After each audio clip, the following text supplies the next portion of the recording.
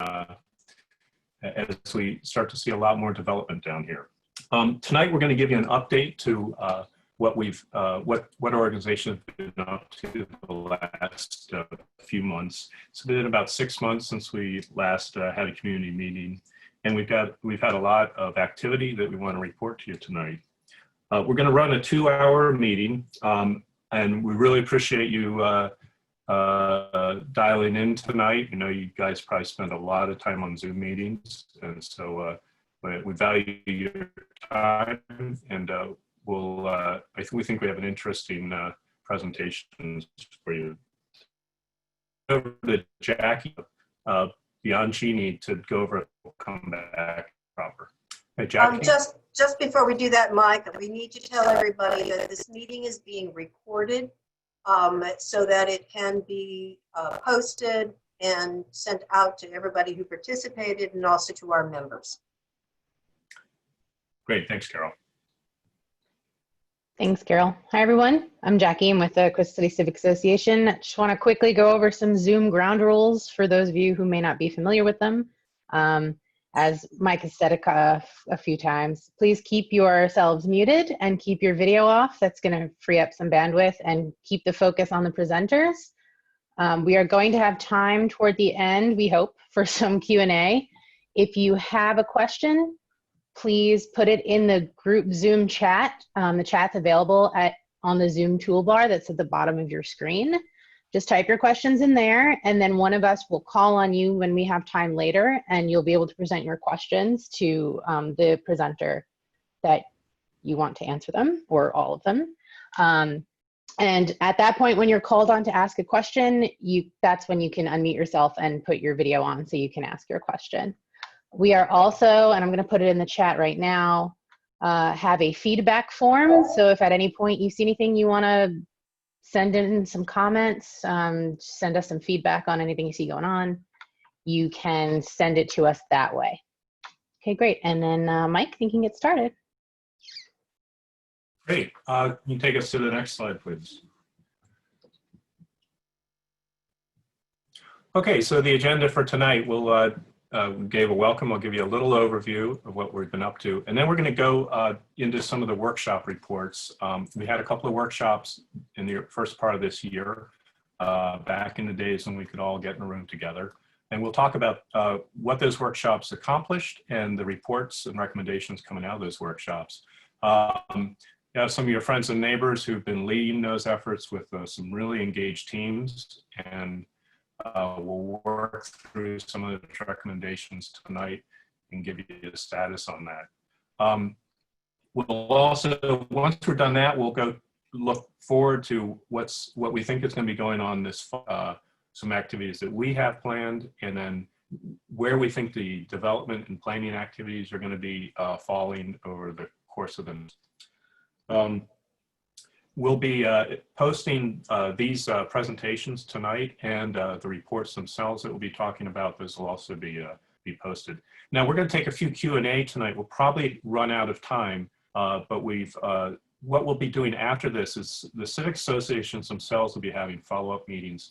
So if you have particular sets of questions or ideas to follow up on, invite you to reach out to your civic associations, or reach out to any of us that you know, or if you see people that live down the street from you, just reach out. It's pretty easy to get involved in this. And as you'll see tonight, we have a lot going on. There's a lot of really interesting stuff, and great opportunity to get involved. Okay, next slide. Okay, so the progress to date. So when we talked back in January, we talked about the Livability Framework, which was a 2-page document that identified some of the key values that we as a community wanted to put forward in terms of livability. And then that became kind of articulated a little more fully in an action plan, which is about a 40-page document. We came out of that, and we set up a couple of workshops that we got done before COVID started, 2 housing workshops that looked at the affordability to Arlington overall and our area. And then we had an open space workshop, which looked at some opportunities to increase the amount of open space in the area. After that, we were working remotely like everybody is. And so we've had a recent activity looking at reimagining the underground. There's an underground challenge that we'll talk about. And then over the summer, the county is just starting their Pentagon City PDSP. That's engaged as a community because it'll start to look at how the phase development means will be updated next decade. So the current PDSP based in the 1970s. So we'll really action plan will reference. There'll be good opportunity to engage with the county on that. I think we're in a good position having spent so much time understanding what our internal community. Okay, as I said, this is community driven, a long history to 202. I might date to 1976 when the original Pentagon. Your audio is fading in and out a little bit. I don't know if there's anything you can do to help that, but just want to let you know. Okay, I'll turn off my video. So we have a long history of community engagement across 202. 1976 probably when a lot of that first started, is with the arrival of the metro stations, and that resulted in the Aurora Hills Library being built, expansion of Virginia Highlands Park. So a lot of in the community over the last few years. This effort has from all three civic associations: Crystal City Bid, National Landing Bid, and developers. This is really critical to being successful in this effort. We've gotten huge help from Brian Harner and Leo Sarli from the Lab architecture firm. They've provided tremendous help facilitating our effort, and we've learned a lot as we've come through this. We also have a couple of interns, Alistair Watson and Arjun Betty, who are at Goucher College and GW respectively, are helping out a lot with some of the research and some of the administrative work that we have to do. Okay, so in the first year, we did a lot of planning. This year in working with the county and all the other stakeholders to move those into some of these site plans, some of the long-range plans, phase development site plans, and start to get those institutionalized in the plan going forward. Over 3,000 hours of work put into Livability 222 already, but it's making a difference, and really appreciate all the help that we've gotten. Okay, next slide.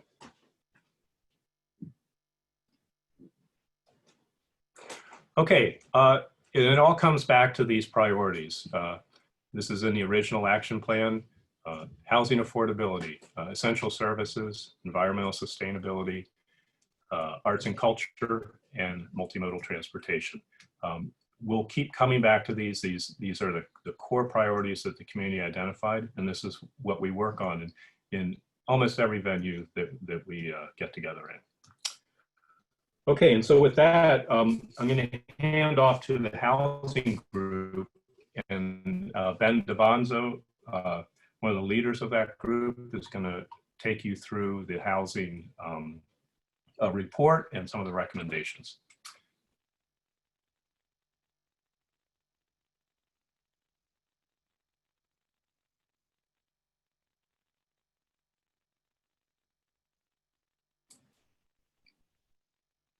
Ben, I think you're muted.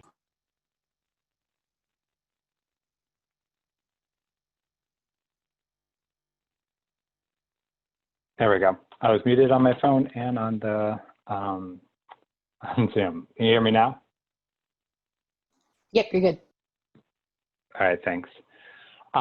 So my name is Ben DeVonzo. I am co-leading the housing working group of the Livability Project along with Susan and Tarsi. We're all going to speak. I'm going to just give a little bit of an overview of our process. Susan's going to talk about the context and history that we're working in, and then Tarsi's going to talk about the initial recommendations that we have. I want to be kind of clear that what we're talking about now is still a draft report and a draft recommendations, and we're still in a process of getting feedback, and I'll kind of talk about that in a little bit. So our goal and the goal of the livability framework was to address livability in terms of access to housing. I think we all know that with both with Amazon coming, but also potentially other expected tech firms with high-paid employees, there's going to be a spike in demand for housing in our neighborhood, and that could potentially lead to people who have been here living for a long time for not being able to afford their rental or affecting their property taxes, as well as access and problems for people who are lower income, such as the retail and hotel and restaurant workers in the area. So we held 2 workshops, one in January where we focused on just talking about what our shared values are around housing and identifying what we kind of agree on in terms of barriers. And the first photo on the top is from that workshop. We actually had some folks who had different sorts of housing stories and experiences and challenges come and share their experiences before everyone in these small groups that you can kind of see did some work where they consolidated what agreed on values and barriers they have. And then in March, we had a second workshop really focused on potential solutions that we as a neighborhood could propose. Of course, housing policy is really complicated. That's, I think, really important to understand that there's a lot of dynamics going on. And of course, we're just focusing on the housing aspect, knowing that there are many other livability aspects like open space, schools, transportation that intersect with housing. But we were doing our best to address from the neighborhood perspective and as neighbors, although with those shared values and identified barriers, what we think could be possible. So we had a panel of housing experts from the public and private sector, as well as some longtime volunteers working on housing issues in Arlington. And then in the second picture, broke out into different groups focusing on 3 or 4 different areas of priority that we want to address housing solutions in. And that's really those recommendations as well as the values and barriers we identified are the core of the report that we're working on.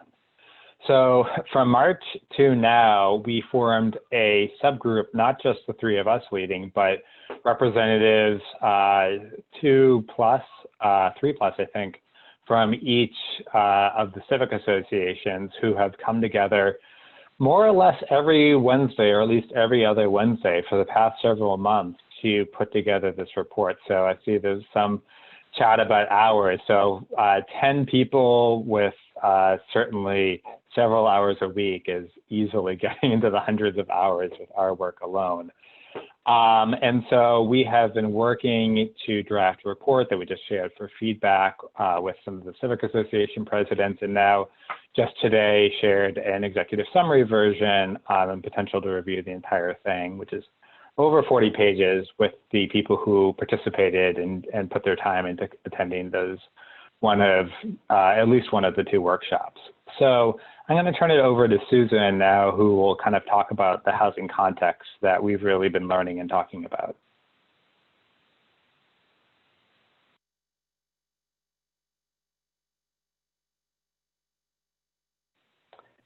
Susan, if you're talking, you're on mute. Well, okay, I've unmuted myself. Can you hear me?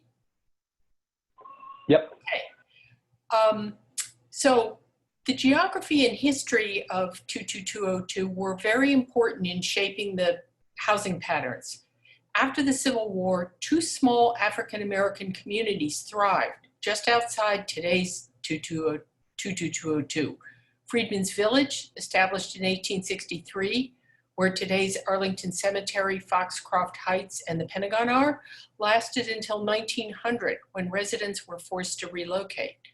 Queen City, a 2-acre portion of East Arlington just west of the Pentagon, with a trolley stop for workers in the brick factories and rail yards of Crystal City, lasted from 1900 to early 1942, when the land was abruptly taken by eminent domain to build access roads and parking for the Pentagon. In the early 20th century, many of the single-family areas of Aurora Highlands and Arlington Ridge were developed as 1 to 4 unit housing. A number of these included covenants forbidding sale to non-white owners, and we have a couple of copies of those covenants. A number of, in the early 1960s, these areas were zoned single-family only. From the 1960s to 80s, Crystal City, Pentagon City, and the north end of Arlington Ridge were built out as denser urban areas, many planned in response to the coming of Metro in the 1970s and 80s. So next slide. This image, this aerial photo from 1962 gives you a good sense of things at that time. You can see I-395, Route 1, the Pentagon, the airport, rail yards, River House Towers, Western Electric, which is now Costco, and a large drive-in movie theater east of Route 1. The rest is mostly vacant land and warehouses. By 1977, however, Crystal City was largely completed. So in 15 years, a lot changed. Historically, this area has depended heavily on the federal government and Department of Defense as a driver of employment and development. However, accelerated by the Base Realignment and Closure Commission, or BRAC, in 2005, there were dramatic shifts in employers and agencies within 2202, including the Patent and Trade Office and the EPA, which led to large office vacancies and the departure of thousands of workers in the 2000s. From the 1990s to 2015, there was significant development of high-rise residential in the area. In 2018, after a national competition, Amazon announced that it had selected Pentagon City and Crystal City for its second headquarters, which would result in bringing 25,000 direct new jobs over 10 years. After robust debate, Virginia and Arlington County provided public incentives to the company in early 2019. Over the next decade, as we're aware, as new employees move into the area, demand for housing is expected to increase within the small area of 22202 surrounding the site. So, next. As a context for our housing discussion, regional demand for housing has exceeded the supply for over a decade, so it didn't start with Amazon. With the biggest losses in housing for low and moderate income workers. Having service workers or public employees live in distant suburbs is not really sustainable for businesses or for workers. Next. In the first of our workshops, as Ben noted, participants listened to personal housing stories from those who face challenges finding housing. In facilitated conversations, we identified the following barriers to housing livability and affordability. Historical patterns of exclusionary zoning and inadequate planning, political will, the need for focus and urgency by elected and corporate leaders, market forces, the growing popularity of our area and the dynamics of development, policy barriers, limits on development of new housing supply and resources to ensure more residents can afford to live here, and coalition, the need for residents of all backgrounds to make housing a top priority. So we realized, next slide, that to overcome these barriers, we needed to determine our shared values, as solutions based on shared values are stronger. So the first shared value was diversity. Housing must be inclusive in race, classes, age, abilities, ownership, and housing types. Community. Housing must help build community and integration between our diverse group of neighbors. Livability. Housing must be combined with open space, essential services like schools, healthcare, banks, grocery stores, pharmacies, childcare, transportation, and small business. Safety. Housing must promote community safety so all can feel comfortable here. And last, engagement. Housing must be inclusive of residents' opinions. So with that, determining barriers and shared values set the framework for workshop 2, and Tarsi's going to talk about that.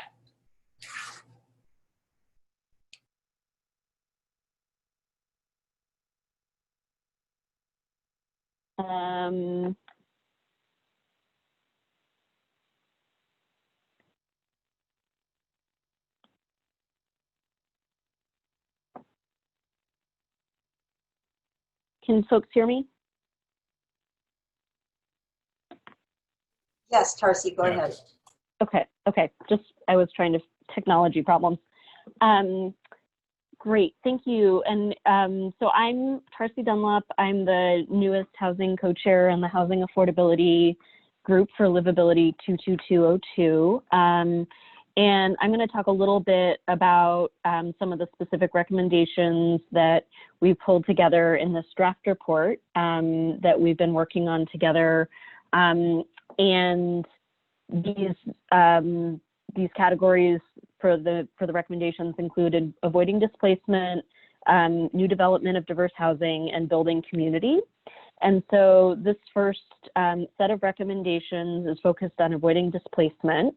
So in 22202, with our relatively high housing costs and cost of living, we wanted to lift up some levers and some ideas for ways to help vulnerable renters and homeowners maintain their footing in our community. This is particularly important during challenging times, one of which we're living through right now with COVID. And so these recommendations recognize such realities as, on occasion, an unexpected financial hardship may result in an eviction notice, but possibly a cash assistance payment could help fill a gap or a situation from week to week. That right to counsel recognizes that tenants without representation are often at a significant disadvantage in eviction court, but that having representation can really help them get over a hump or get over a particular instance and figure out a payment plan. So we really wanted to recognize that there are some specific protection assistance ideas that could help some of our vulnerable community members. We also, well, we talked a lot about renters and tenants. We recognize also that seniors and people with disabilities on fixed income may also need some additional support. The second recommendation in this category focused on landlords as important stakeholders and partners in these housing affordability efforts. And so we wanted to think about ways that we could work with them to support corporate citizenship, possible zoning incentives, or tax and regulatory incentives that might support their ability to help us keep community members in their homes and in their apartments and under shelter. Then for sort of the broader context, localities in Virginia have limited authority to make certain local decisions. And so in the conversation, some of the ideas that we were talking about, we recognize that we actually in Arlington County wouldn't necessarily be able to do without certain changes at the state level. And there are other urban areas across the state of Virginia that have that same challenge. And so we talked a little bit about some of the ideas that at the state level policies that could change, that would give us more tools in the county and as a zip code is 22202 to limit displacement, which include rent stabilization, inclusionary zoning, tenant opportunity to purchase. And then the fourth category sort of speaks to what Susan was mentioning about shared values and about community connectedness and education, of just understanding we have an incredibly diverse community here. And so just being able to support people in understanding some of the challenges that contribute to displacement and sort of what those threats might be, and to engage with the county and really celebrate the diversity of circumstance and background that bring people to Arlington and to 22202. Next slide, please. So for the second category, we focused on new development of diverse housing. And really in this, we looked at both the production of affordable housing and also new market rate housing. And so again, as Susan's sort of historical summary sort of indicated, you know, there are a lot of historical needs and attributes that we are really proud of and that have shaped who we are and what we look like as a community. And there's also this reality that there's this projected population increase that's going to happen. And it's a change that's coming that we still have an opportunity to think about and plan for as it arrives. And so this set of recommendations was really trying to balance both of those realities that are really important to us. So we focused on partnerships and outreach, increased contributions to the Affordable Housing Investment Fund, and continued outreach and connection with community around affordable housing. And then on the market rate side, we recommended, you know, a couple of different ways that we could look at both development and zoning, but also in a way that really made use of some possible fallow spaces or places and sites that are a little underutilized in the area moving forward. And so that's, again, sort of fleshed out more in the executive summary. Next slide, please. And our final sort of category of recommendations focused on building community. And we know, you know, some people have lived here for decades, some families have, and people have connections through generations. Then some people are newer, young people and families who are drawn to this area for high quality of life and access to DC, job opportunities, and that really feel like home here in Arlington. And so these recommendations were focused on this idea of building this greater community connectedness in a couple of different ways, through community integration in decision making. And you know, I think the sort of Livability 2220 approach we're all really proud of and excited about. And so that's one area where we'd love to see this type of community integration into planning decisions and vision incorporated more broadly. The building of community through physical and digital platforms. Obviously, we spend a lot of time on Zoom right now and other digital platforms, but hopefully, again, I've met a lot of amazing people in my, you know, participation in these workshops and this working group, and I'm so grateful. And I look forward to having more opportunity to do that and learn more about my fellow 2220 tours. But for right now, you know, how are we using our spaces and our places to really foster that building community, sense of building community. And then finally, sort of acknowledging that, you know, the renter community may be a little more transient, maybe a little bit younger in some cases, but also just, you know, renters are in this particular dense area, you know, they're here and really wanting to be able to sort of integrate and sort of support the integration and, you know, sort of across diversity and different backgrounds. So these are, again, you know, cultivating community among different backgrounds. And we're really excited. And as Ben said, this is a draft report and a lot of, you know, sort of thinking and has gone into this. And we're really looking forward to continued engagement. And so I think with that, I will turn it back over to Mike, unless Ben and Susan, you have anything you'd like to chime in.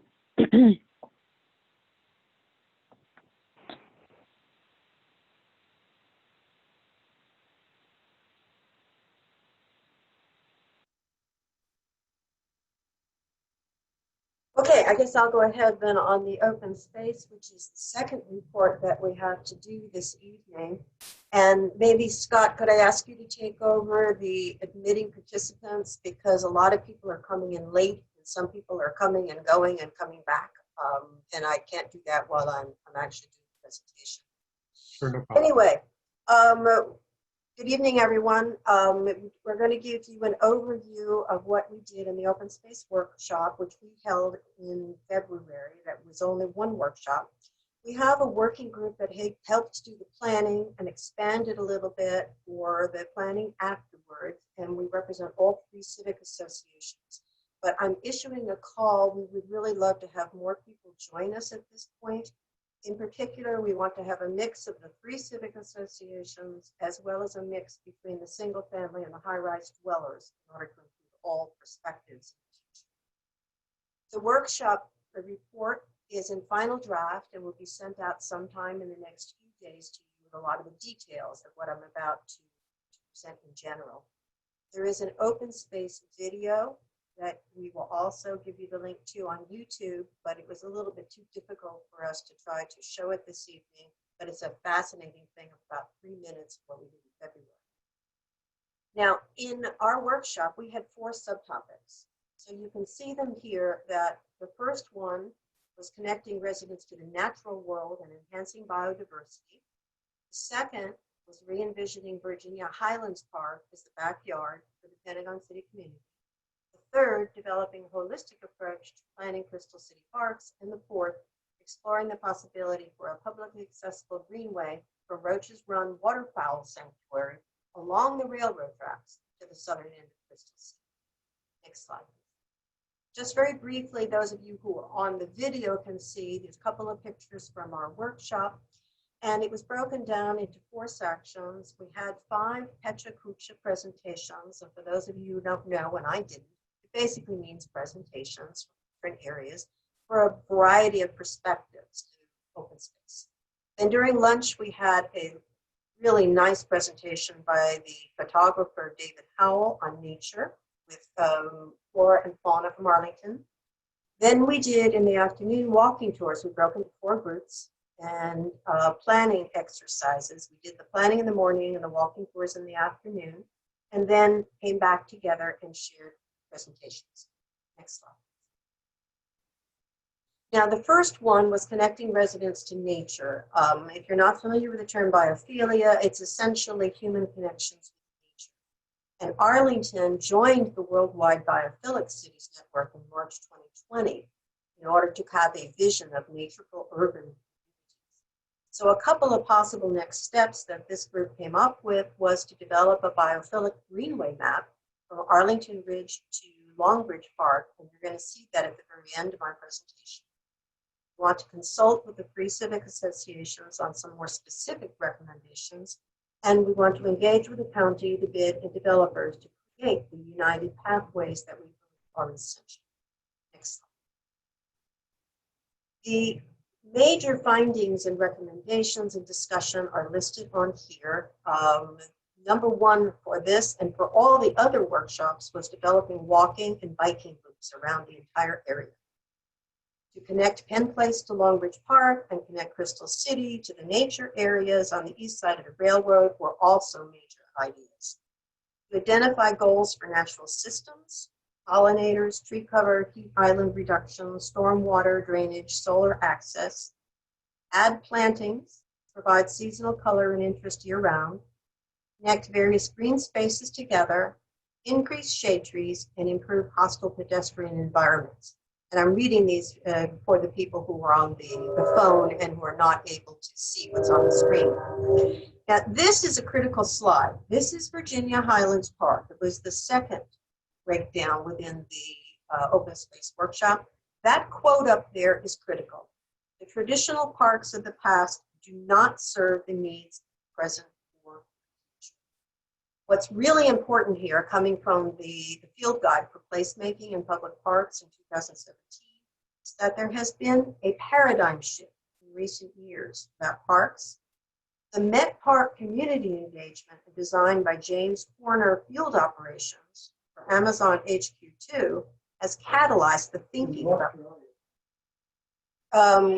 Can you hear me now? My audio got lost. Can you hear me? Yeah, Carol, Okay. we can hear you. I think there are a couple times where it's going low. I'm not sure what's going on, but I can hear you. Okay, I'm going to get closer to my computer. I have people complain to me about this. Can you hear me now? Okay, but I was talking about Met Park, that has basically, that design has catalyzed the thinking about parks, particularly in our area. And it's shown us what can be done with professional design and community input. But Virginia Highlands Park does not have a master plan. It does not have funding, nor does it have landscape architects working on it. So these things here were things that we focused on. One of the largest parks in Arlington, 18 acres. You can see it on the map here, outlined in yellow. It's a traditional park with underutilized and wasted space. There have been long-standing local efforts, particularly by Aurora Highlands Community Association, to improve the park. County master planning has been put on hold because of COVID-19. It was removed from the capital improvement plan. And the working group, therefore, has brainstormed programming and project recommendations.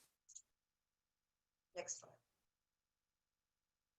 Here you have, for example, a couple of things that the group has done and is proposing. There's a matrix in draft of proposed ideas, of timelines, priorities, phase 1 through the winter, phase 2 being spring and on, and that will eventually come out.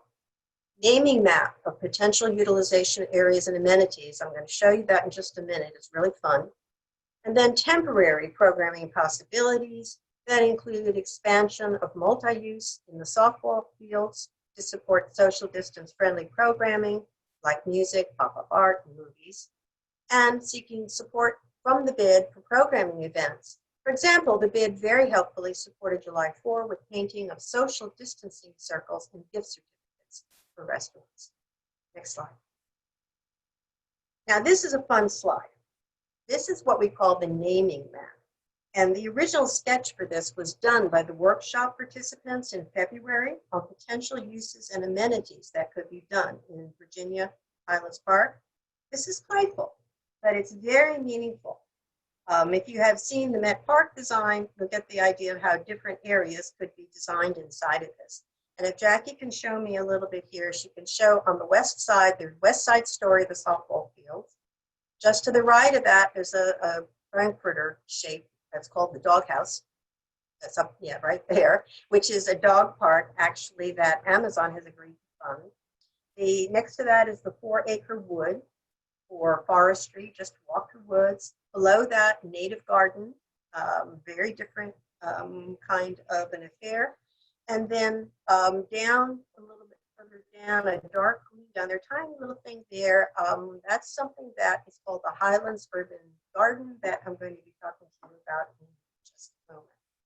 But this is just an idea of how the group worked and some of the playful ideas and the naming that could be done if you really put your design in your community. Next slide, please.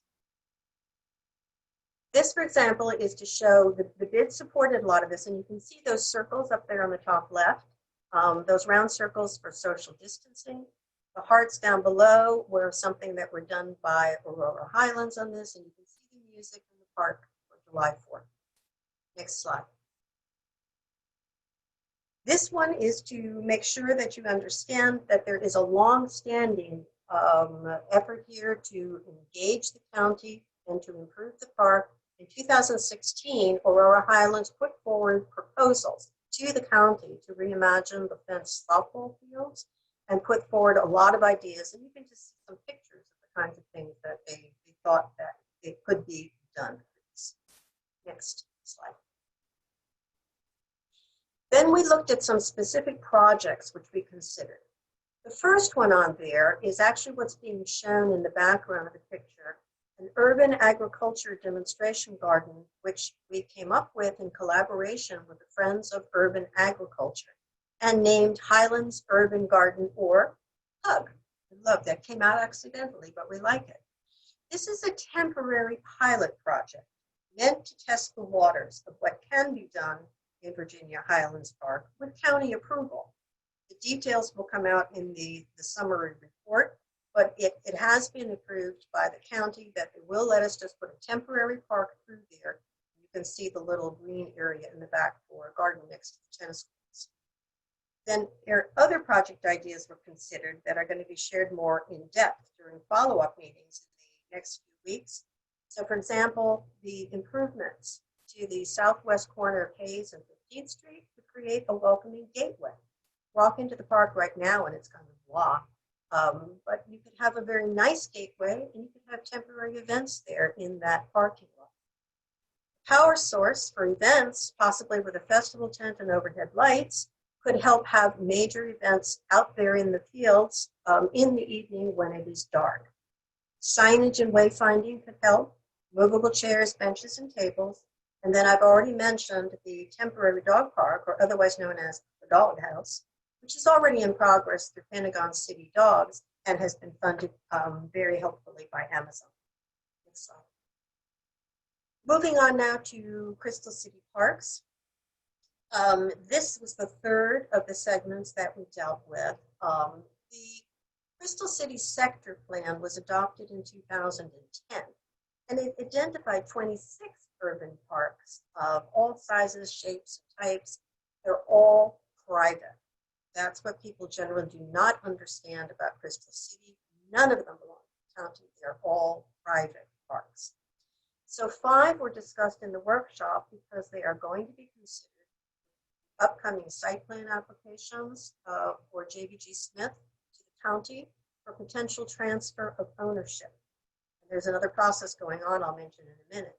But these are the 5 parks. Center Park, you've all seen what's been destroyed there at 1900 Crystal Drive. The building is down, and right behind it, park, and I'll show you this in the map in a minute, but this would be the largest, 74,200 square feet.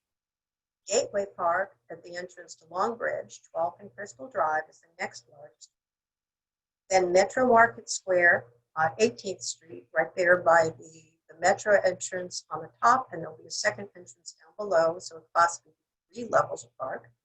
Crystal Park, down at the end of Crystal Drive, 2525, and then the 23rd Street Plaza on the north side of 23rd Street when that all gets developed. Next slide, please.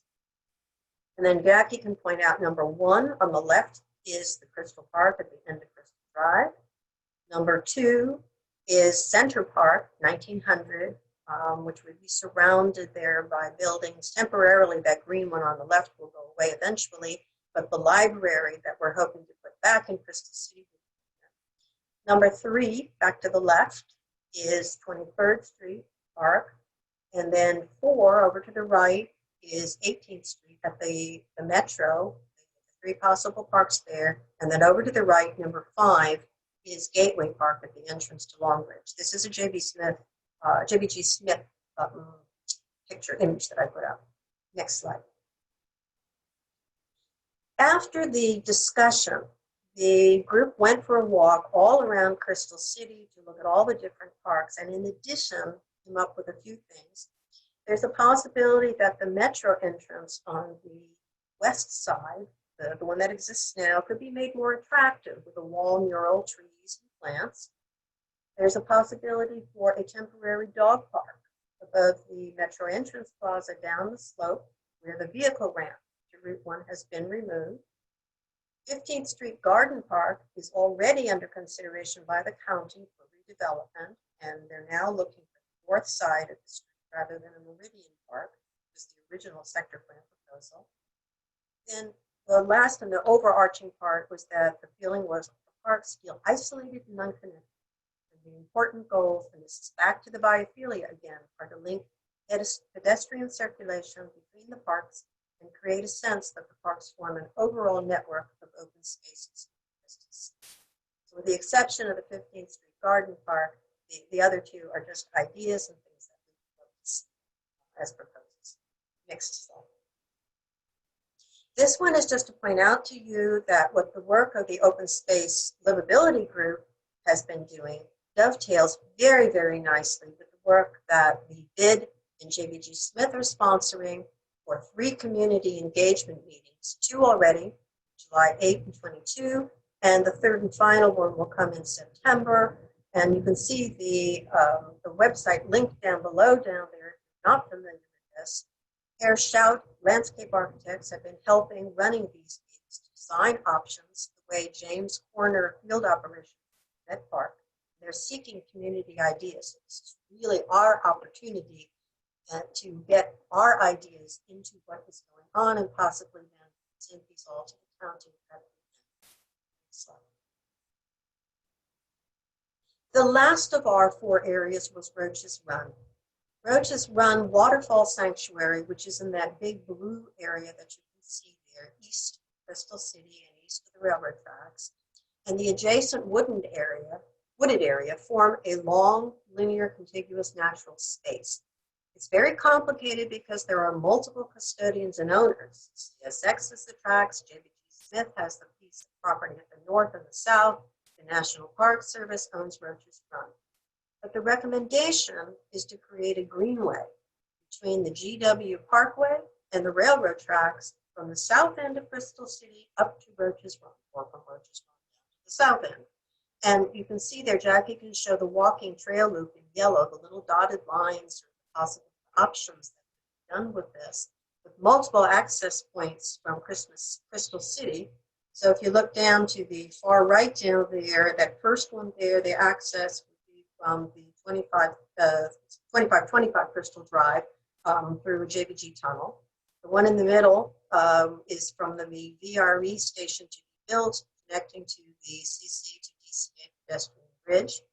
Next one up would be the Water Park tunnel, going over to connecting up with the trail on there. And then the far left, this one is the furthest as an option, is connecting perhaps eventually to the aquatic center over there at Long Beach Park.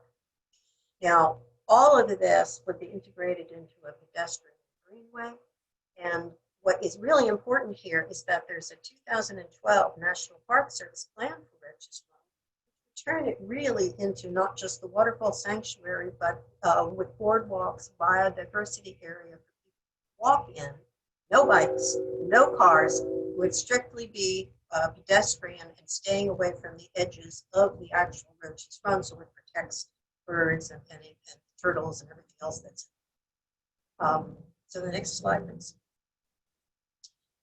This was some of the things. The JBG Roach's Run is an offer tied to the 2525 Crystal Drive site plan, which is on hold pending outcome of a building height study. So it's out there. Nothing has moved forward. It's just an option. Possible next steps in the meantime, what could be done? The group is proposing a community cleanup day, perhaps in March or April, part of the annual Potomac River cleanup. There could be community outreach to determine the balance between community access and support for an ecosystem. And we would like to engage the county, the commissions, property owners to bring their technical expertise to the development of ideas for this open space. Other possible activities to consider are seeding wild rice for birds, which would support migrating and overwintering birds, survey of the flora and fauna, and invasive species removal activity, which is done in various other parts of the county on a regular basis. Next slide. Okay, this is the final slide. Now, it's very complicated to look at, so I don't want you to get confused with this, but we've talked about connectivity as being so important to connect the open spaces, and that permeated all 4 of our working groups, that biophilic walkway or the greenway is a desire that we would all like to have. Now, Jackie's going to help me here just to give you a little bit of an idea. Starting up there, that square she's pointing to is Hume School up on Arlington Ridge. And the arrows going both directions are the staircase that go down from there, down, and you get down to Virginia Highlands Park, that big odd-shaped walk there in the middle. And then you can go off down 15th Street this way. Actually, that's 18th Street that she's showing you right now. 15th Street is up there and goes to wherever you see a yellow square or an oblong. It's park, either proposed or in existence. Goes down to Crystal Drive, and then go back to the other side of 15th Street, Jackie, and then up there through there. That is HQ2. That is Amazon. So possibility of going through there up to 12th Street on the north side of it, over to Crystal Drive. All of this connecting up to Longbridge Park up there. And you can see there are a variety of other possibilities. Roach's Run is on the right, to the right east of the tracks, with the green, with the dotted lines for the path there. And there are various other ones that are in there. But what's really important, a couple of things. Back to the left, Jackie, show the River House, if you would please, on the far left, that big green area. Now keep going to the left, a little more, right in there. All of that, there's potentiality there with River House. It's River House property. It's a vast space, things that could possibly be done and through there, depending upon, again, development plans that go on. Then I showed you, I want to go back to Route 1 and the crossing of Route 1. So where you can see down the bottom down there is 23rd Street. Then going up, you see 18th. And then the next one up is 15th.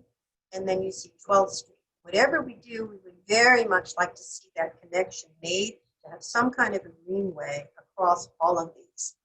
One of the hurdles is that documenting these routes through private property, like Pentagon Row or Pentagon City or Crystal Houses, are all things that would have to be considered. But again, this is brainstorming and it's not a finished map. It's a work in progress, but it's just to kind of demonstrate what the participants in the workshop and the planners have been looking at. So the final thing with Route 1, just that importance of connectivity. Right now, this is a wide open playing field, and we are only limited in our 22202, Livability 2202, by our ability to work together. We're talking about a major transformation of our area that could be done, and we can only achieve that if all 3 civic associations work together under Livability 2202. And with that, and the emphasis on the connection throughout all of open space, I'm going to pass it on to the Route 1 presentation because that's a good segue. Actually, we're going to the other one. I thought we were doing Route 1 next. Were we not going to do Route 1 next, Mike? We're going to the underground, I guess. Okay, well. Okay, my name's Eric Castle. Along with Mike and Marilee, we're doing these underground. We started to work on it. Unfortunately, with COVID, we didn't get very far. But one of the questions is, will it survive? Or how can we make it into something great or something even better? Next slide, please. What is the underground?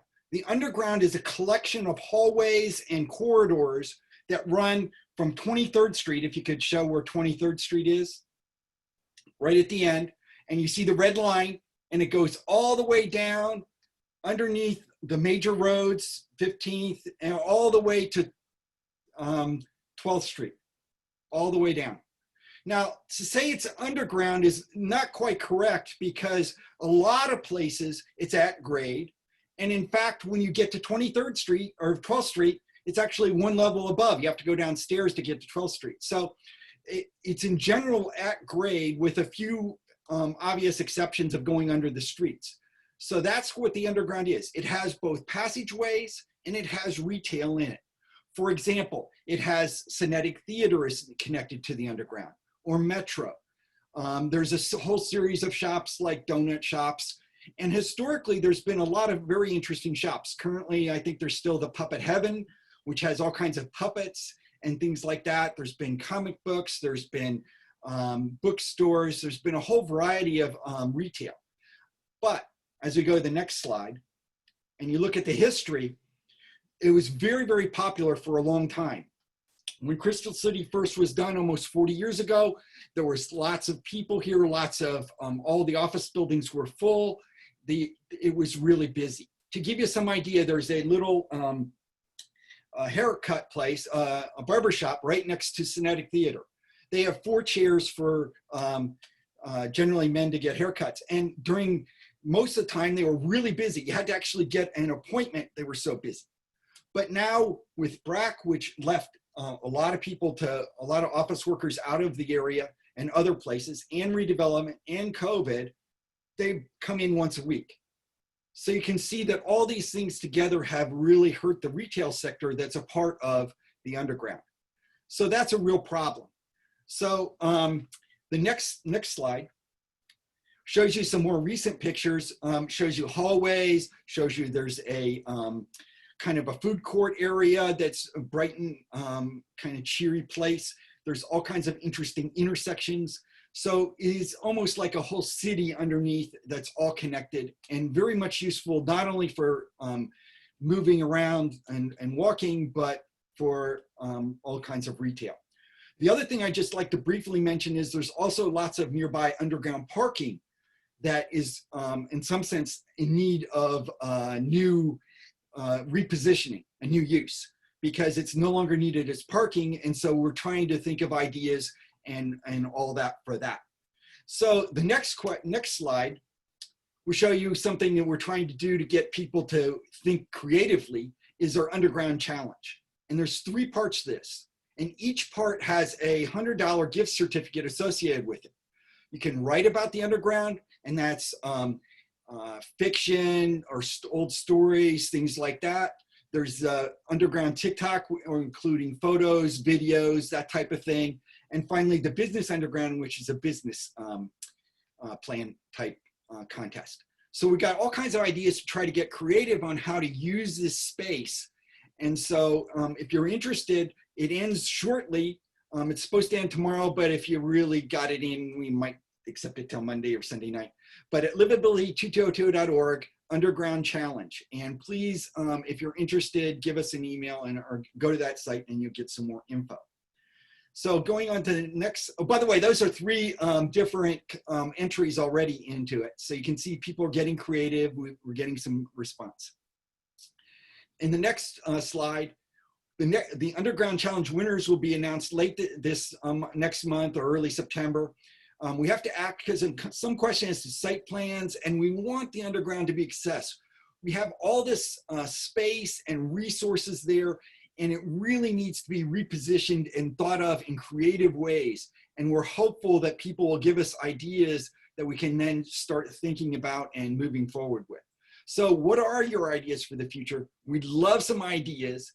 And you can contact me at eric@crystalcivic.org, or you can send it info@livability222.org. So either one of those will get you there, or go to the site. It's listed in the chat room.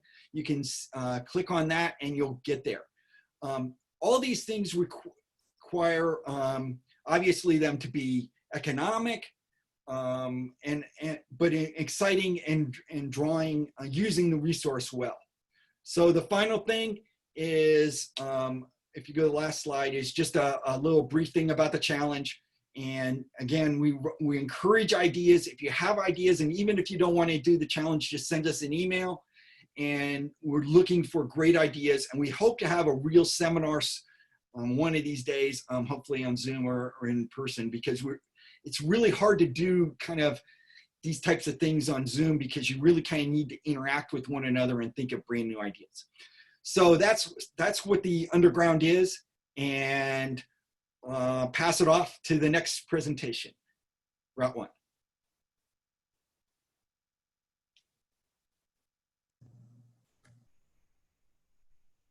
All right, hi, how's my audio? Awesome. So hi, I'm Darren Buck. I'm a member of the Arlington County Transportation Commission, former planner with the District of Columbia and City of Alexandria Departments of Transportation. I'm not going to tell you who I work for now, but just the usual qualifier. I'm not speaking here today as a representative of my employer. I'm an 11-year resident of Aurora Highlands. I'm working with Arthur Fox, Eric, Mike Dowell, Emily Norton, Pam Van Hine, and Carol on the Route 1 Livability Working Group. And collectively, we cover the 3 civic associations. And we wanted to give everyone kind of an orientation to a huge project that's on the horizon that we don't know that everyone knows too much about, but probably will pretty soon. Next slide, please. I'm sorry, I'm having a little hang up on my end here. So what is it? As part of HQ2, Virginia committed to spend about $250 million to upgrade Route 1 streetscape. This project that they've budgeted for will go from 23rd Street northward, so not including the airport access road. And most notably, they're proposing to remove the elevated sections of Route 1 and create new full 4-way intersections at both 15th and 18th Streets. As a reminder, right now traffic can get off and on Route 1 at 15th, but through traffic goes through without stopping. Route 1 doesn't intersect at all with 18th Street, just goes overhead next to the Crystal City Metro Station. You may remember seeing a couple of news stories late last year when this information was first released by the county, and some of us were concerned about this possible change. So construction is possible in fiscal year 2027, and VDOT just awarded a contract for a preliminary engineering study for this. So we expect outreach from them to begin pretty soon. Next slide, please. So now, as a refresher to those who may not read the Crystal City Sector Plan very often, it was finalized in 2010, and you can see the verbiage on the right. It called for Route 1 to get some streetscape work to make it look less like a highway. However, it anticipated keeping the highway elevated at 12th, 15th, and 18th streets. The only big functional change to how it operates in the area is that there would be two that the two signalized on-off ramps at 15th that are the cause of so many of the morning backups on 15th would be consolidated into one intersection to improve traffic operations. So we think this is a pretty substantial deviation from what was discussed with the community and passed by the county board as the guiding plan for our community. So with the pace at which this alternate vision of Route 1 seems to be progressing, we think it's time to kind of start talking as a community about it based on what we know about it thus far. Next slide, please. So what do we know so far? What I'll be covering next is mostly information gleaned from the Multimodal Transportation Report, or the MMTA, that was prepared and submitted for HQ2. I'm sorry, I need to put this on hold. I have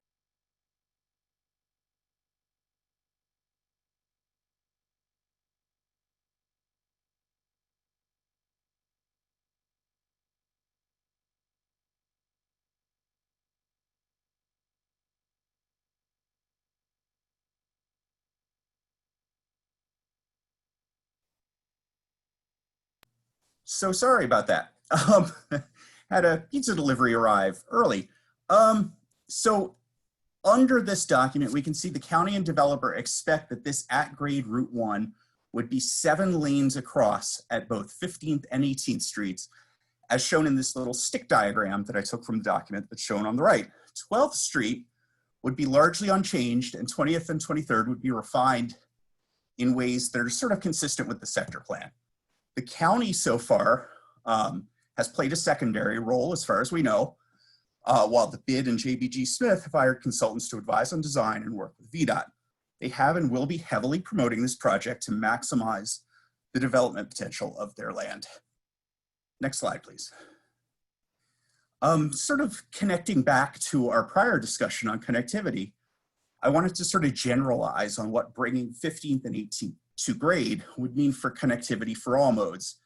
Generally, delay would be lessened for all modes if 15th Street were brought to grade, but that's true for what was planned in the sector plan as well. At 18th, bringing that to grade would bring a whole lot more delay for all modes because there's no delay now. You just go under it. At 23rd Street, pedestrians today have to wait as much as 2 minutes to cross the street. Perhaps it probably wouldn't be quite that long at 18th, but any delay is a delay that we don't have today. For both 15th and 18th, bringing it to grade would bring access to sidewalks and bike trails along Route 1 that don't exist currently and aren't directly called for in the sector plan. Next slide, please. So at right is a state of Virginia map of all crashes on the corridor from 2014 to 2018. Gray ones are just property damaged only, and anything that is in color, somebody had some level of injury. So what you see here is a pretty safe condition around 18th Street because there's no intersection, no interaction with cars. In this table, I've generalized what the safety situations would be for each intersection based on the principle that when drivers, walkers, and bikers have to interact with more drivers, crashes are going to go up. Under that assumption, we would expect 15th Street brought to grade to improve safety versus the current situation where we have more intersections, more interaction points, but less safe than what's in the sector plan because there are more cars to interact with at one point. 18th Street, like with delay, would go from interacting with none of the 49,000 cars a day on Route 1 to all of them. There would logically be more crashes occurring. Next slide, please. So we're going to focus in next on 15th and 18th. I've listed off some thoughts on 5 different factors that may be useful in thinking and evaluating what we need to consider here. Delay and safety we talked about earlier. Well, we also need to consider aesthetics and personal comfort. Are these places that we want to walk or bike now? Do we feel like they're safe environments in terms of personal safety, not just traffic safety?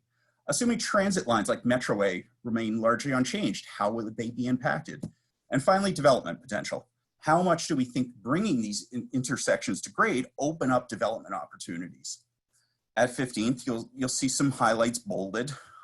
Delay at grade, it would improve wait times for east-west traffic from today, but probably not as much as the sector plan.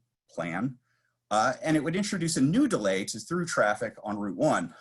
Aesthetics and personal comfort, the at grade would obviously be an improvement over the sector plan, and would likely open up more developable land and potentially for those plots that are adjacent to all three corners of the intersection. Next slide, please. So at 18, delay and safety, we mentioned earlier, they both degrade considerably from the current situation. There are a lot of people walking and biking through this area now because it's the fastest and safest way to do it, and it's adjacent to a metro station. All those people would benefit from the improved aesthetics of the overpass coming down, and it does open up some building fronts to sort of a street level development. Perhaps important to business interests, this would provide another automobile access point into Crystal City that doesn't exist today. Next slide, please. Some issues to think about, and we're not going to discuss these tonight. We just want to sort of put them in your head, that we wanted to give you a basic understanding of what's going on with Route 1, what we know about it, and frankly, what we don't know about it, because this plan to convert Route 1 at grade didn't come from the sector plan, and the stakeholders promoting the plan have gotten funding for it. We feel as a community, we really need to start talking about it, understanding it, and deciding what we want and need from the project, since some dramatic options seem to be on the table. We have a few basic discussion questions up here. We're not going to discuss them tonight, but we want to leave you with them to think about as sort of a prep for, next slide, please, a workshop we're planning. We were among the slow starters on the workshops. We didn't get started in the before time, so this is your orientation. And we're hoping we've penciled in August 26th to do something a little bit more interactive and start talking about those questions. What's important to us as a community? How do we want Route 1 to reflect those important things? And what sorts of alternatives work best for us? So the 26th is where the workshop will be. Right now, if you have technical questions, feel free to email me. This is very complicated stuff. This came from a huge transportation report with stick diagrams and appendices and numbers and such, and it's tough to understand, and I've put links to the sector plan and the transportation report for you to reference if you'd like. Thank you very much.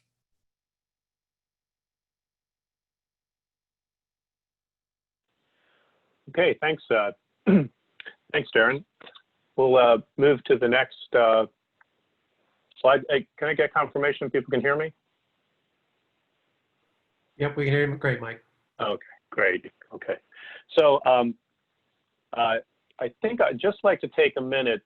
Matt Matusik from the county is online, and see if I can get him unmuted here. Or Scott, if you could help out. I think he had a couple of comments he wanted to make quickly. Thanks. Can you all hear me? Yeah.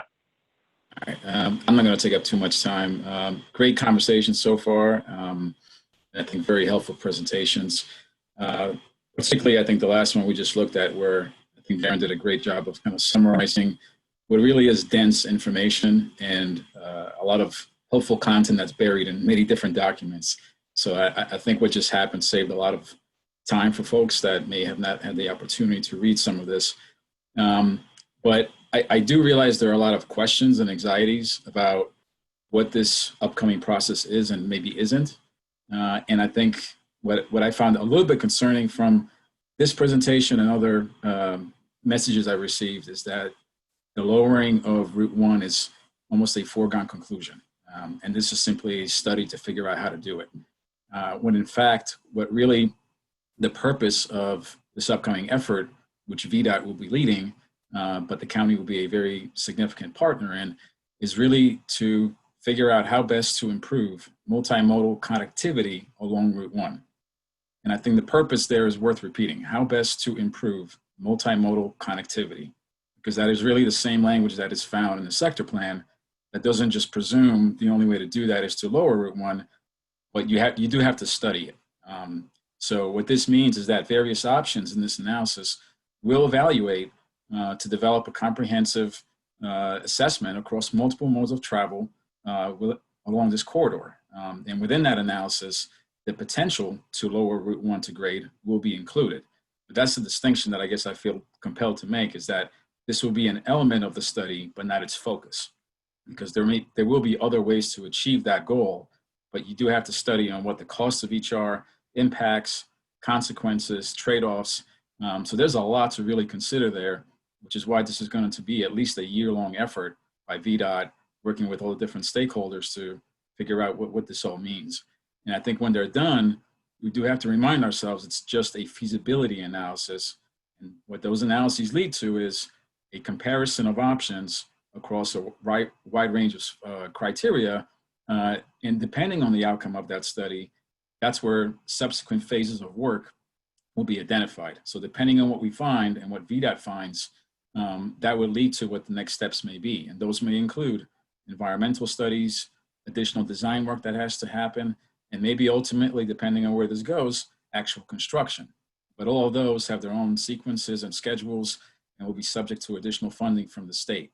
So a lot of unknowns and question marks, but I just wanted to kind of emphasize that lowering Route 1 is a component, but not the focus of the study.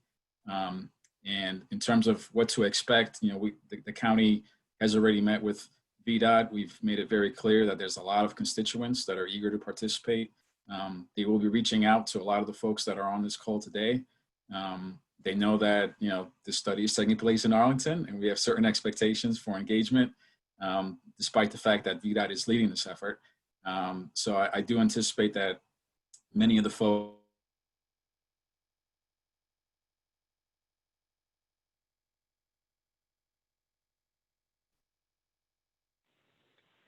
You faded out there.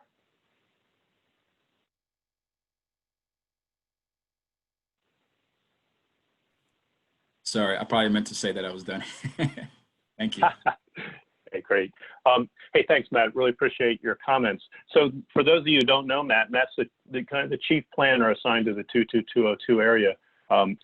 If you join some of our workshops, participate in some of the site plan reviews, you'll get to know Matt. That's a great resource for us. He's one of the key collaborative folks in the county who we work with very frequently to get clarification on issues such as this, work back and forth, develop options. And so this kind of collaboration is going to be key moving forward. So we've had some great presentations tonight. Great job, Darren, getting us up to speed on Route 1, and appreciate Matt's comments now. So now let's talk about what happens next. So we have some activities planned for the fall, and then I've got a list of the kind of potential planning activities that could be coming forward from the county planner's office. This is information that folks like Matt Matusik supplies. Now, some of this stuff you don't know it's going to happen until it gets scheduled. So this is kind of a list of things that might reasonably be expected to happen this fall. So let's start with our stuff. We'll have this Route 1 workshop, which Darren just described, for August 26th. Looking to get a lot of participation in that. That's something that impacts all 3 civic associations. So you can see there's a lot on the table. There's a lot to discuss, and it's not just Route 1. It has to do with a lot of our connectivity. Remember that slide that Carol walked through with all the open space connectivity, those key routes that get us back and forth from Crystal City to the Aurora Highlands and Arlington Ridge neighborhoods. Eric and I joke that we never go visit each other because we live on the other side of Route 1. There'll be some housing follow-up. Ben and Susan and Tarsi are kind of working to see what the next steps will be on that. Open space, there'll be some follow-up definitely in the Crystal City Parks area and continued talking Virginia Highlands. Roach's Run, probably the next thing we'll be talking about there will be the cleanup in the spring. And then as Eric was talking, the Underground Challenge Awards, we'll put those entries up on Facebook over the course of August, and then we'll have an award announcement in September. So planning activities that we expect are going to come forward this fall. The PDSP update, that's a update to the Pentagon City Phase Development Site Plan. That's that's a county activity that Matt Matusik is leading. And all 3 civic associations are being engaged in that. There's some interviews going on this summer, and then the update proper will start in the fall. That has 2 parts to it. One is kind of a traffic analysis, and then some more traditional PDSP components, which have to do with density and the right place to put things. There may be a long-range planning committee effort for Penn Place. That's the second HQ2 building is going to go up in the big, if you've been down to Whole Foods, there's a big empty site across the street from there. That's where that second HQ2 building will go. There's a small effort. Dominion Energy is needs to expand the substation to accommodate the new development coming in. There's some land swaps and some other activities with that'll start to move forward. Darren talked about a VDOT RFP. There may be a second activity happening in the fall where some consultants are brought on board. Take that as a sign is that activity is going to start to move forward. That's why the Route 1 workshop is so timely. And then there's a couple of SPRCs and block plan reviews in Crystal City proper. And then that building height study that Carol talked about at 2525 Crystal Drive. That building height study is essentially linked to the Roaches Run open space in terms of how that gets resolved. Okay, so lots going on, a lot of activity needed to support this, a lot of volunteer efforts. But you can go to the next slide. What we do as a community is this is kind of a community-led effort, and it's a little unusual, but it's not unique, and it's been done in a lot of places. And so we get some tremendous support from the county, from a lot of the folks on commissions, people in our community. And one of the things they also tell us about is good books to read. So if you're looking for a book to read to kind of get up to speed on how do you do planning, how is housing being addressed, what are the long-term issues with housing, or you want to understand kind of how do you bring natural spaces into an urban community. Here's some really good books. Susan English is curating a list for us. If you're interested in getting one of these books, you can get it on your local bookseller, the library, or if you can't find it, reach out to one of us, and there's a couple copies floating around. We'll get a copy over to you. Okay, next. All right, and then so here we are. It's a community-driven, community-led effort, Livability 22202. It's extremely collaborative. We work with the county, with the committees, commissions, with the developers, property owners, and by doing that, we get to some real solutions that have, the prospect of hugely improving livability in our area. And there's a lot going on. If we started slowly last year, we had some time to get some plans in place, but it's going to accelerate. As you can see, there's work going on all over the community. And there's a lot of opportunities for you to get involved. If you have a specific interest that you saw tonight and you want to get involved, just send an email to info@livability22202.org, or just reach out directly to any of the people that you recognize. So thanks a lot. We're going to now move to some Q&A, and I'll hand it over to Mike. Before you go to that, I think we need to reiterate the community engagement that we're planning on doing at this point. This evening was presentations. We wanted to show you what has happened since January. I'm assuming you can hear me now. I put my headset on. Anyway, these were meant to be presentations for you, a lot of the ideas, the things we're considering, the things that are coming up. In the next 3 weeks, we are asking you to provide feedback, ask questions, make comments to the info@livability22202.org, and Jackie's going to put the link up there for you, because there is a form that you can fill out, just indicates which topic you're interested in, what your comments would be, so it would get put to the right people. That's going to be a 3-week period. We're also asking each of the civic associations to host a meeting with members and people who are residents, even if they're not members, in order to do the same kind of a thing, to answer questions, to have comments, to go into more depth with it. The reports, I'm not sure exactly when housing's going out, but open space will be out within the next few days, and it will have a lot more details on what we talked about. And then we're thinking that maybe at the end of August, that we will have another meeting of the 3 civic associations to have some final thoughts about things, because this is a community engagement process. We're not putting things forward and saying, this is the way it has to be. We're putting ideas out there from things that we have researched or we have brainstormed. And you can look on the chat room because Jackie has put that up there. It's livability22202/livability-22202-feedback-form for the people who are on the phone. But again, we have recorded this meeting, and hopefully, if all goes well, we will be able to not only post the PowerPoint to our various civic association and Livability 22202 websites, but we will also be able to have the recording out there because it was also recorded on Facebook Live. So if all goes well, you're all going to get a lot of information out there. That's it. Great, thanks, Carol. Yeah, I guess I'll turn it over to Scott for a second. Scott, were there any questions that you thought we needed to address? It looks like most of the questions the community was actually able to address, you know, by ourselves as the presentation would go into the chat. I think the one that I received it was about housing, and it was about if it seems like the housing work that we're doing really applies, you know, if there's anything that applies to it, it's probably the county's missing middle housing study. So the question is if that's one of the upcoming projects that it's hoping to influence, and if so, if there's any kind of consensus that we think we might be able to get to, and is there any timing that we're trying to get to on that? So yeah, I think there's Ben. Would you like to take that?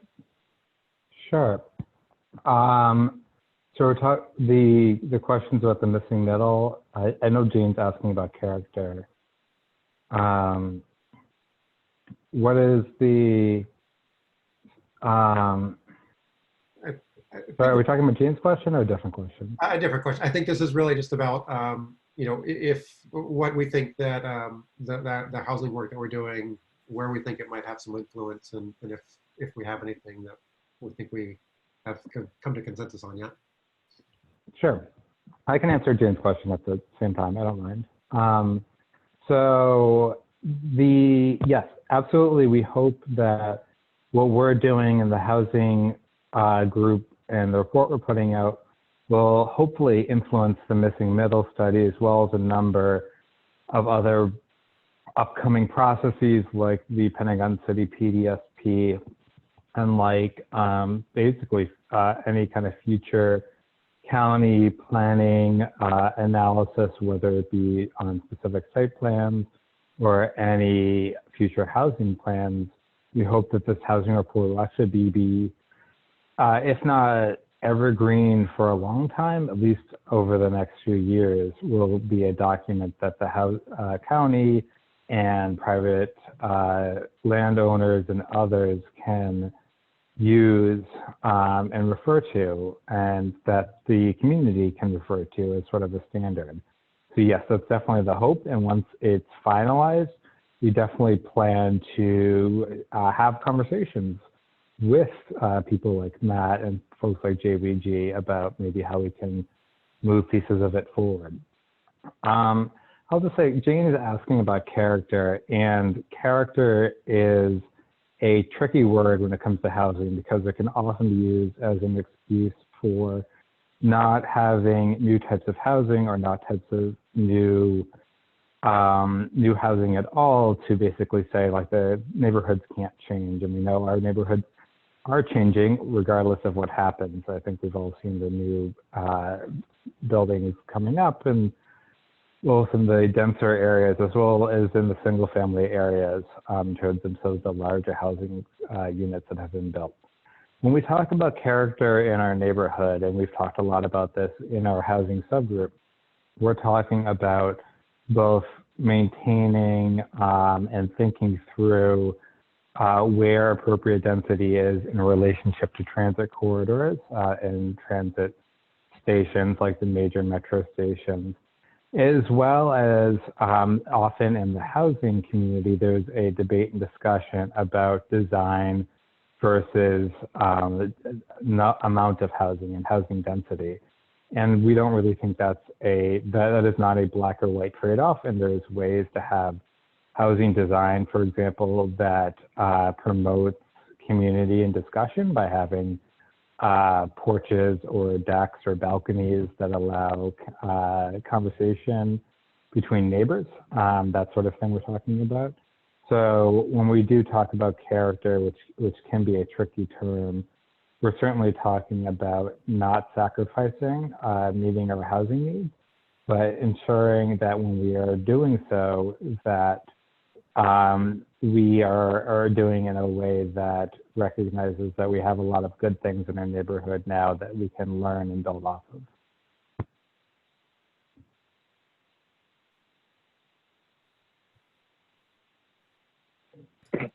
Hey, thanks, Ben. I'll just grab an easy one. Rosamundi asked about the presentations. We'll make them available on the Livability site. So when you go to livability22202.org, we'll have a link up there that'll get you to each one of the files. They're pretty big, so I think we've got about 6 files total. And Mike, I think this one is also really for you as far as community participation and what our plans are for trying to increase that with signage, flyers, forums, or whatever. Yeah, so good question, Miriam. So tonight is essentially an outreach. You get the word out on what we're up to and where the opportunities are to move forward. We'll mainly be relying on the civic associations to do most of the outreach. Livability 22202 is really the 3 civic associations working together. But any ideas for actually increasing participation would be helpful. And here's where we really need participation. We really need to get more folks who are living in the kind of higher density areas and younger folks. If you looked at our demographic, and you can't see us tonight, but I can tell you, we tend to be older. We tend to live in the single family areas. So any ideas for reaching out to the higher density areas would be really helpful, because we need to make sure we really get a broad cross section of folks involved so that we can meet all the needs of the community. If we used to talk about the parks as a place where you did everything that you couldn't do in your backyard. But if you live in an apartment or a condo, you don't even have a backyard. So the parks have to serve that purpose as well. And that gets to one of the slides that talked about how we need to shift how these parks, the needs that these parks meet. So getting some folks from the higher density areas involved and some of the younger folks would be really helpful. Very good. Okay. And I think this is related to the underground also from Miriam. But she was asking about the status of like Black Box Theater. I think that was one of the ideas that may have come up from the original framework, maybe. Carol, can you address that? I think you were involved in that a bit. Yes, I think COVID really has slowed a lot of that down. I don't know if Andy Van Horn is still on the line or not, and if he'd be willing to speak up about that. But there have been regular meetings going on with the BID and JBG and with Cinetic Theater and with the Engaging Arlington Arts about the possibility for that. And it's really very much wrapped up in the site plans. And I may be speaking out of turn here, but I think Andy was thinking that it was more likely to be either 23rd Street or 2325 if there's any possibility. But Andy, are you on the line? Are you there at all? Yeah, you're there. Would you mind? Yeah, I think I'm unmuted now. Good afternoon, good evening, everyone. Yeah, you're right, Carol. We have been focused on some of the projects that have gotten started in the entitlement process and haven't advanced it any further. It's something we're happy to pick up in the fall and re-engage on that conversation about where we can find theater space in the overall 2222 area. it is something we're still interested in having a conversation on. But I think, Andy, you can also mention that we're not abandoning Synetic, that you've extended their lease. That's correct. Yeah, they've been extended, and obviously we are, making Synetic part of any conversation that we have when it comes to theater. Thanks, Andy.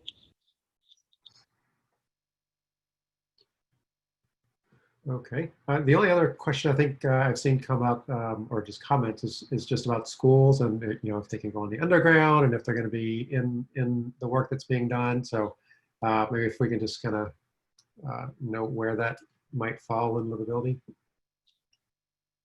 As far as the underground goes, there's always possibilities.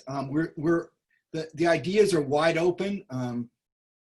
That's an interesting idea, and I think everything is on the table with the underground and the parking lots, and there's space down. There is space, and the question is how can we use it best? And at this point, nothing's off the table. Everything's on the table. So we're interested in anybody's ideas that want to work on it. Come talk to us, and we'll gladly see what's possible. There's another one that Carrie has just asked me to say something about the school group that was underway. I don't think it ever got started, actually. I tried to tee it up and tried to get people in each of the 3 civic associations to form a group and to get a leader for it, but I don't think it ever took off. We do, however, have one of the candidates for the school board, Christina Diaz, I forget her last name, is the member of the CCCA now, and I asked her to get involved more with the school part of this because we have several things going on. One is the idea, could there be a school somewhere in 22202, because we obviously don't have enough school space. Another thing is that in the open space group, we have made a contact with somebody who teaches at Oak Ridge, and she takes her kids out to the open space area to get them involved. But specifically talking about schools, it's a great group, but we need volunteers, because I have to tell you, those of us who are in the 4 working groups, we're pretty exhausted because we've been working pretty hard. And so we need new people to step forward. We need new blood. Yeah, one other part on this is, Mike, on the schools, is that the county certainly recognizes that a school is needed in 22202 area. So that's a pretty big acknowledgement. However, APS needs to make the same acknowledgement, and that's the next step, is to get APS to formally ask the county to initiate the process for citing a new school. That process probably got a little backed up because, as some of you may know, the capital improvement program, which is one of the mechanisms by which some such studies start to get kicked off, is sharply curtailed this year as the county reoriented a lot of the funding they had available toward emergency services for the COVID situation. So there were a couple of key things in the CIP program for about a month or 2 before they had to be pulled back related to 22202. And some of those activities are going to have to be rescheduled. That said, that we can certainly getting a group together and starting to engage the school board would be very timely at this point, because we have a lot of big developments coming forward. Schools take land. Land is scarce, and so we're going to need to collaborate very closely as a community to get this new school built.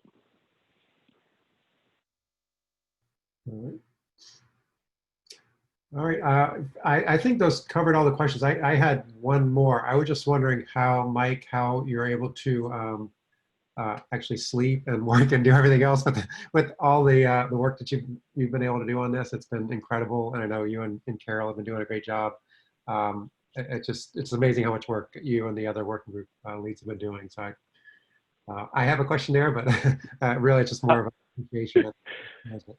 Well, it's the group has a lot of people in it right now who are working really hard. But the work areas are expanding. They're getting more interesting too. So if you're interested in parks and open spaces, there's some really cool stuff to do right now.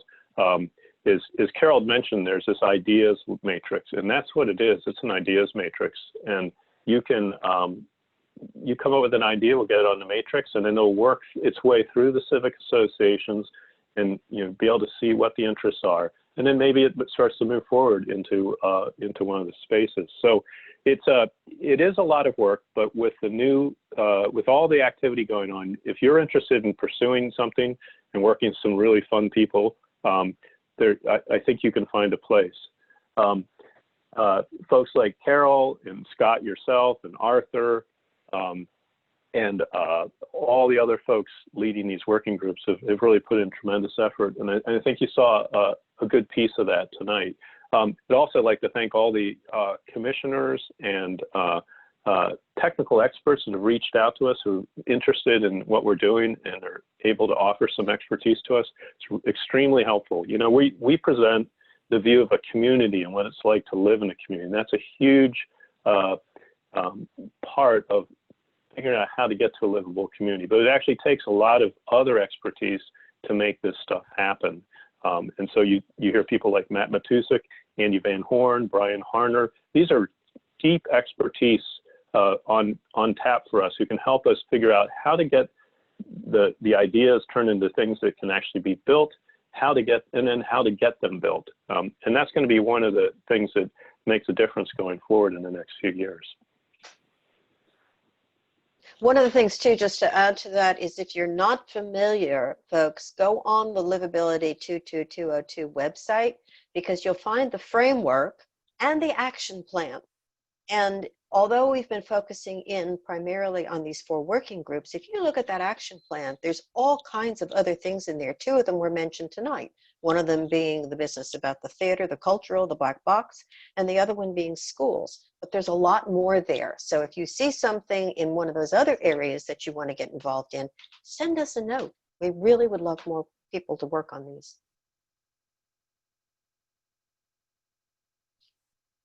Okay, do we have anything more, Mike, or are we? No, I think we're all set.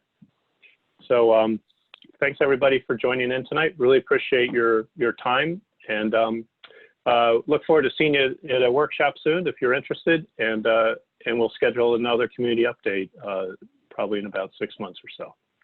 Okay, thanks very much. Okay, good night, everyone. Good night, everybody.